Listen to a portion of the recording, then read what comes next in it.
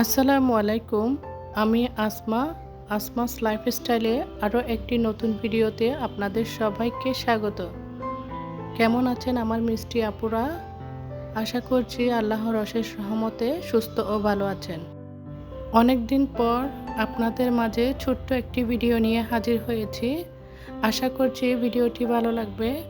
আমি ঈদের কোনো ভিডিও আপনাদের সাথে শেয়ার করতে পারিনি, তাই আন্তরিকভাবে দুঃখিত।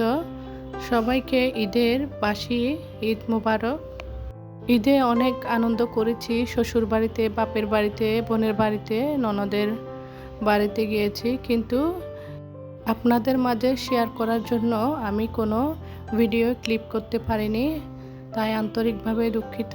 এমন একটা অবস্থা, সবাই মিলে বেড়াতে যায়, তাই সবার সামনে সব কিছু ভিডিও করে রাখা আমার পক্ষে সম্ভব না। দেবর বাসুর আর যারা তাকে এক এক রকমের প্রশ্ন করে, তাই আমি প্রশ্নের সম্মুখীন হতে চাইনি। আমার মিষ্টি আপুদেরকে অনেক মিস করেছি, তো চলে আসতেছি আবার সেই পুরনো গন্তব্যে, তো পুরনো ব্যস্ততায়। গাড়িতে মাঝপথে বিরতি দিয়েছে, তো খাওয়া দাওয়া করে গাড়িতে উঠে এই তো বাসায় চলে আসছি অনেকক্ষণ পরে। আমি বাজারগুলা খুলে দেখতেছি, আমার মা দিয়েছে শাকসবজিগুলা আর মিষ্টি কুমড়া, তারপরে কচুরলতি, হেলেঞ্চা শাক। এগুলা আসলে গ্রামে আনাচে কানাচে হয়, কিন্তু আমাদের জন্য অনেক মূল্যবান। এগুলা আমরা কিনে খেলেও অল্প দামের হলেও, কিন্তু গ্রামের থেকে নিয়ে আসা এই শাকসবজিগুলা খেতে অনেক মজা লাগে।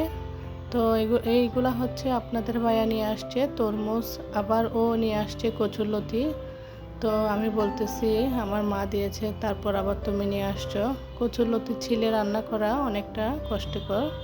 তো এদিকে আমি ওগুলা গুছিয়ে রেখে এই তো বারান্দায় চলে আসছি। বারান্দায় গাছগুলা দেখতেছি, গাছে ফুল ফুটেছে আর গাছে একটু পানি দিয়ে দিয়েছি। আমরা এসেছি সন্ধ্যার পরে।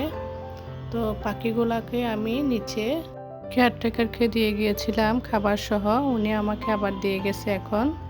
তো আসার পর থেকে দেখি প্রচুর বৃষ্টি, শিলাবৃষ্টি হচ্ছে। এই তো আমার মেয়ে বরফগুলা ধরতেছে হাতে, আমি বরফগুলাও নিতে পারতেছিলাম, আর মেয়েকে বলতেছি কয়েকটা বরফ খাও। তো আমার মায়েরা বলে আর কি, বরফগুলা খেলে কোনো একটা অসুখ ভালো হয়ে যায়। সেই অসুখের নাম আমি জানি না, কিন্তু বলে আর কি মুরব্বীরা। তো এদিকে আমরা সন্ধ্যার নাস্তাটা করে নিচ্ছি। আপনাদের ভাইয়া বাইরে থেকে শর্মাটা নিয়ে আসছে আর চাও নিয়ে আসছে। বাসায় এসে রান্না করে কিছু খাবো সেরকম এনার্জি ছিল না। তো চা নাস্তা খাওয়ার পর একটু এনার্জি আসবে, তাই আমি বলতেছি আগে চাটা খেয়ে নিই। গরম গরম চাটা খেলে আমার কাজে এনার্জি বাড়ে। তো আপনাদের ভাইয়া বাংলা কলাও নিয়ে আসছে। তো আমি খাওয়া দাওয়া করার পর, নাস্তাটা করার পর আর কি ঘরটা পরিষ্কার করে নিয়েছি, ধুলাবালি ছিল প্রচুর। তো এদিকে রান্না করতে চলে আসছি, টমেটো ভর্তা করব, আর এদিকে খাসির মাংস আর মুরগির মাংস রান্না করে নিব। আপনাদের ভাইয়া বলতেছে ফ্রিজে কি আছে, তো আমার সাথে আমার বোনের মেয়েও আসছে, তাই বলতেছে একটু ভালো মন্দ রান্না করো। তো খাসির মাংস বেশি করে রসুন দিয়েছি আমি।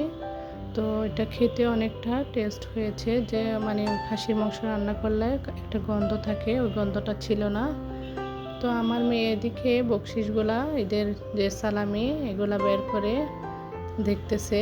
আমার ছেলেও বলতেছে আসো একটু গুনে দেখি। তো গ্রামের বাড়িতে আমি শুধু ওদের সালামিগুলা ব্যাগের মধ্যে রেখেছি, তো গুনে দেখিনি। ওরা 3 ভাই বোন মিলে 9-10 হাজারের মতন পেয়েছে। তো এগুলো আমার মেয়ে অনেক এনজয় করতেছে। সালামিগুলা বলতেছে ব্যাংকে রাখবো, আমার মাটির ব্যাংকে। তো এটা হচ্ছে পরের দিনের সকালের ভিডিও। সকালবেলা পুরি বানিয়ে নিয়েছি। তো আমরা দুজন, আমার বোনের মেয়ে আর আমি নাস্তা করে নিচ্ছি। ভিডিওটি এ পর্যন্ত। সবাই সুস্থ ও ভালো থাকবেন। আল্লাহ হাফেজ।